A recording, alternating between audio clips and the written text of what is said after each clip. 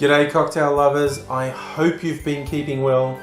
I also hope you can't really hear the crickets that are making a lot of noise outside as I record this. I think my audio recorder is a bit localized and you won't hear it, but my apologies because I'm certainly finding them annoying, but hopefully you can't actually hear them. I'll put that aside for a moment and I'm going to make a special drink to commemorate Robert Burns, a Scottish poet. Most famous possibly for Auld Lang Syne, the New Year's Eve song. He didn't write it as a song, he wrote it as a poem, and it was later turned into a song. And he's also a filthy man. Filthy man, wrote lots of filthy poems, and I'm going to recite one or two. But yes, Monday, 25th of January, well it's Monday in 2021, but it's the 25th of January is Burns Night, where traditionally recite Burns poems and revere the man.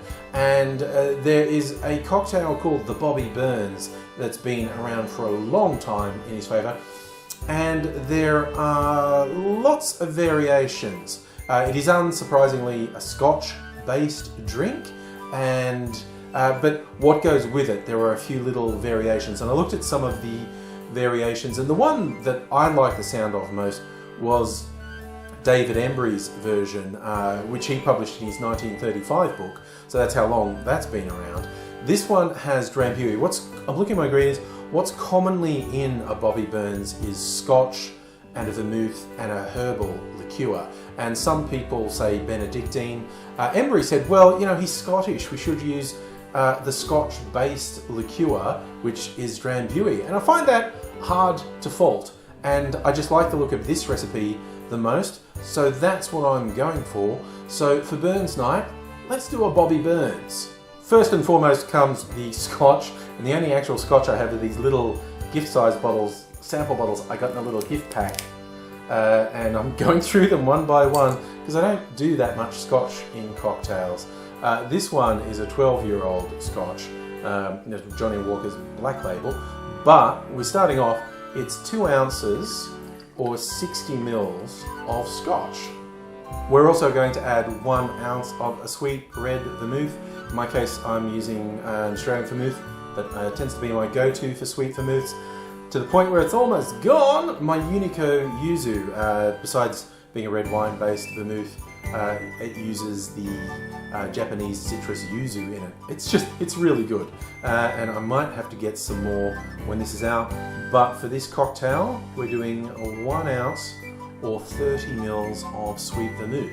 As I said, I'm adding Drambuie to this version of the Bobby Burns, but just a splash really, 1/4 ounce, so somewhere between like a bar spoon and like 7.5 mils. Technically it should be 7.5 mils. If you don't have something that judges it that finely, the average bar spoon's about 5 mils.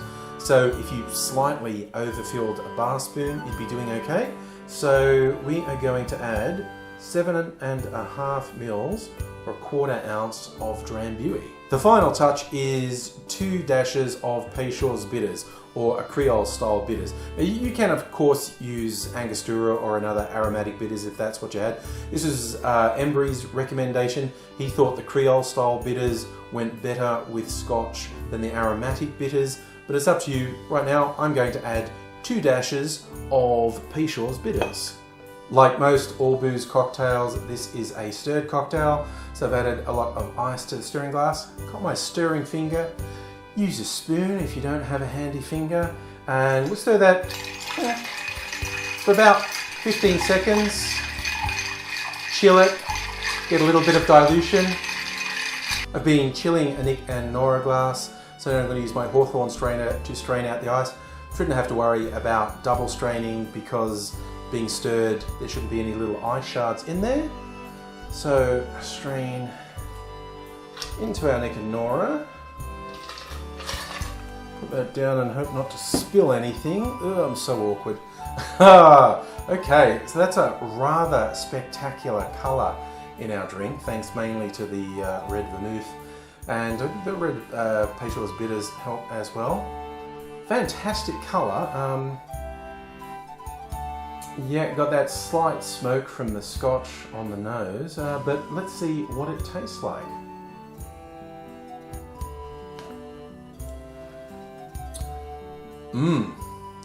That's good. Oh yeah, it's the vermouth stops the scotch from dominating, but you still get that smoke, particularly on the back palate as it goes down. It's pretty good balance. You got just the light herbal notes from the Drambuie as well.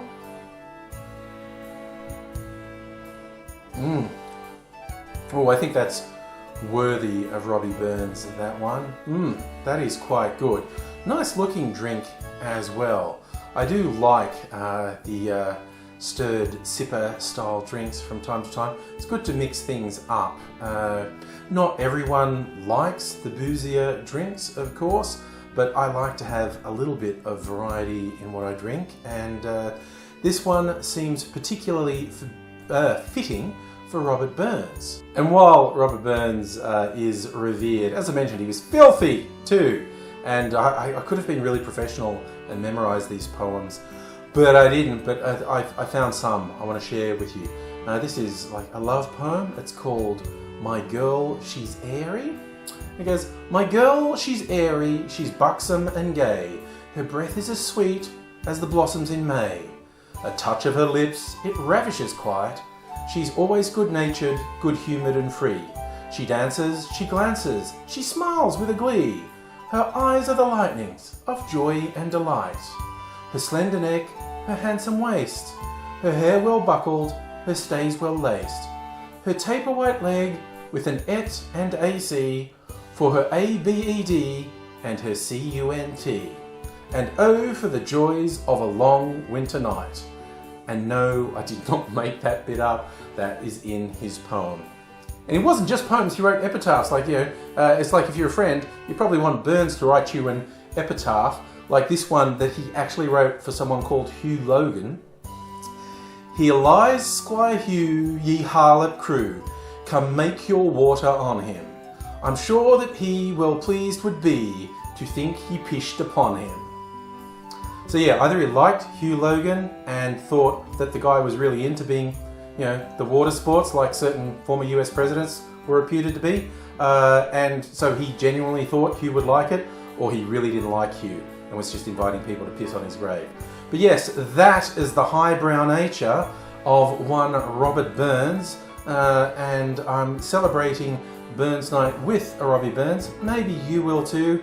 Maybe you'll read one of his refined poems or one of his bawdy ones.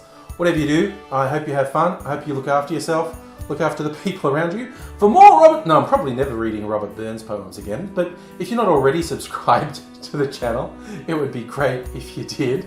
And I look forward to having you along for further cocktail adventures. But until then, I'll say take care and cheers.